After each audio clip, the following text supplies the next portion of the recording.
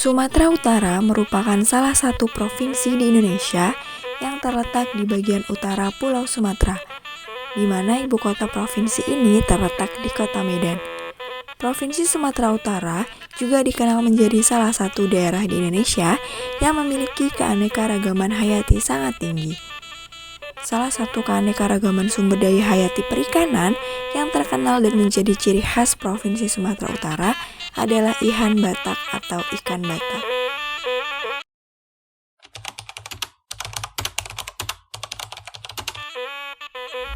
Ikan batak atau Neolysochilus tiandemani merupakan ikan endemik Sumatera Utara, khususnya Danau Toba, Hulu Sungai Asahan, dan telah masuk ke dalam kategori terancam punah berdasarkan IUCN Red List dan sudah sangat sulit untuk ditemukan di habitat alaminya. Ikan ini masuk ke dalam famili Cyprinidae yang merupakan ikan omnivora dan hidup di sungai beraliran deras.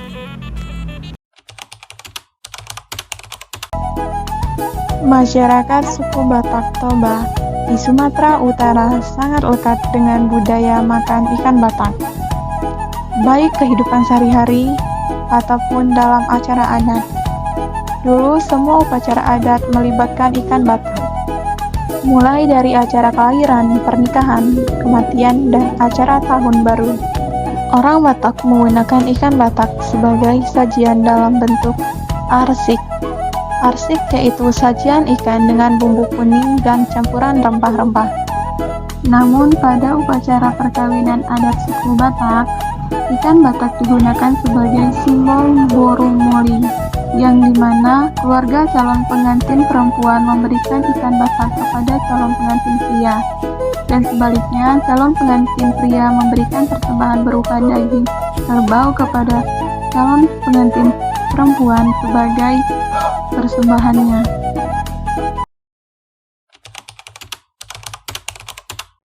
Spesies ikan batak atau ikan batak.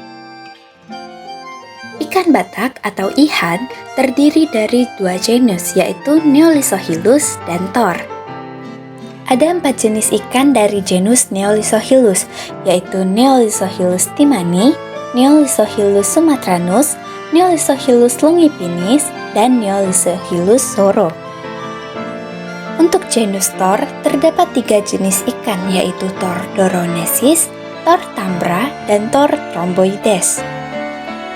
Ada beberapa jenis ikan yang sangat mirip dengan ikan batak dari genus yang sama, yaitu ikan jurung. Untuk membedakan ikan batak dengan jenis jurung, ciri utama ikan batak adalah ukuran sisik yang lebih lebar serta warna sisik lebih cerah berkilat dibanding jenis ikan jurung pada umur muda, serta warna menjadi perak kuning kehijauan setelah ikan dewasa. Status konservasi ikan batak telah masuk dalam kategori terancam punah berdasarkan IUCN Red List dan sudah sangat sulit untuk ditemukan di habitat alaminya, menurut Barus 2016.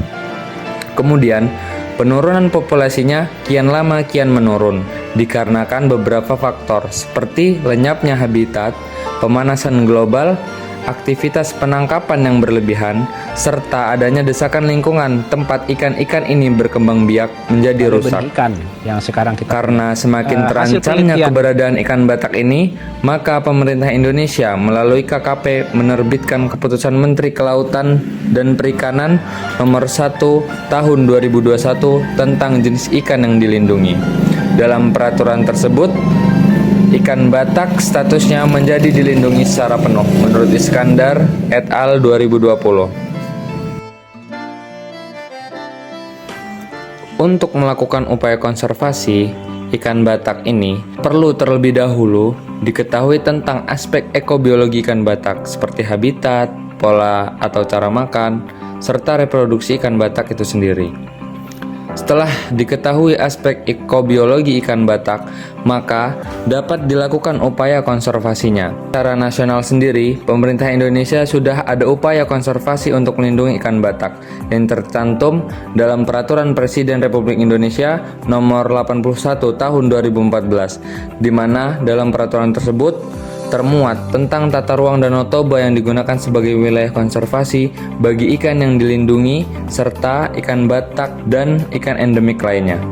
Kemudian, dari pemerintah Sumut sendiri pun juga sudah melakukan upaya konservasi in situ dengan menetapkan Danau Toba atau sungai tertentu seperti Sungai Batang Toru yang menjadi habitat ikan batak.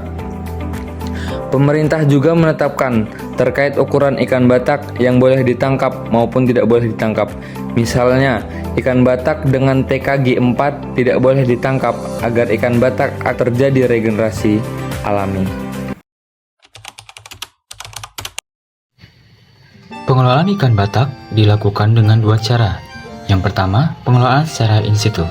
Pengelolaan secara in situ dapat dilakukan dengan membentuk suaka perikanan.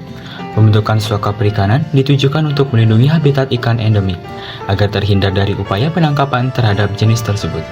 Suaka perikanan bisa ditetapkan di kawasan yang berfungsi sebagai tempat berlindung atau berkembang biak.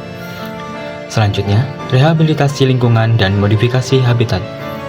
Rehabilitasi lingkungan dan modifikasi habitat dilakukan pada habitat ikan endemik yang sudah mengalami penurunan kualitas akibat pencemaran, pembukaan lahan, dan penggunaan alat tangkap tidak ramah lingkungan. Selanjutnya, pengelolaan ikan introduksi. Pengendalian ikan introduksi merupakan salah satu opsi yang dapat dilakukan sebagai upaya pelestarian ikan endemik.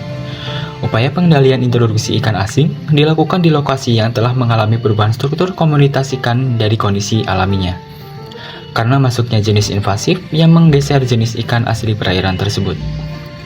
Selanjutnya, menyusun regulasi penangkapan ikan. Overfishing atau tangkap lebih disebabkan karena adanya pemanfaatan yang berlebihan terhadap sumber daya ikan tertentu yang dilakukan oleh masyarakat. Untuk melindunginya, perlu menyusun regulasi penangkapan ikan. Overfishing telah terjadi pada beberapa jenis ikan seperti ikan batak. Menurut Direktorat KKJI 2015, untuk mengatasi kegiatan penangkapan yang berlebih dapat dilakukan melalui: yang pertama, pembatasan jenis tangkapan berdasarkan jumlah stok di alam dan regenerasinya. Yang kedua, pengaturan waktu tangkap. Yang ketiga, pembatasan ukuran ikan yang tertangkap. Yang keempat, pengaturan dan pengawasan alat tangkap yang digunakan. Dan yang terakhir, penerapan sistem zonasi. Selanjutnya, pengelolaan secara ex situ. Upaya untuk melestarikan jenis ikan endemik secara ex situ adalah melakukan suatu upaya pelestarian atau konservasi di luar habitat alami spesies tersebut. Adapun kegiatan yang dapat dilakukan adalah domestikasi. Untuk domestikasi ikan batak, pernah dilakukan oleh Balai Penelitian dan Pengembangan Budidaya Air Tawar BPPBAT Bogor. Namun, upaya tersebut belum membuahkan hasil.